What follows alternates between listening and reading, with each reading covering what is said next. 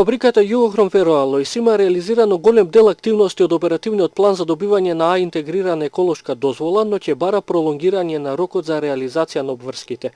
Причина тоа е што не е поставен најскапиот систем за отпрашување на отпадни гасови од фабричките оджаци, вреден 10 милиони евра од вкупно 12 колку што чини се вкупниот процес.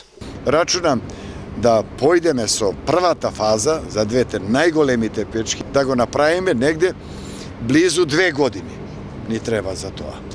Министерот за животна средина вели дека е можно делумно пролонгирање на рокот. Законот за животна средина дозволува владата да донесе одлука за пролонгирање на дел од оперативен план во најдолг рок, не подолг рок од 5 години. Пролонгирањето нема да влијае врз загадувањето на воздухот, што долго време во Тетовско е највисоко.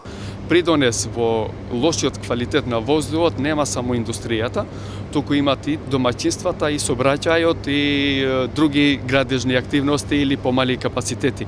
Така да јас не можам да го исклучам Југохром како контрибутор на квалитетот на воздухот во Полог, меѓутоа има и други капацитети, така да без разлика и кога ќе инсталира Југохром систем за отпрашување, PM частичките ќе бидат присутни, меѓутоа нема да бидат во концентрација како што се сега. Рокот за исполнување на еколошките стандарди е до 1 април.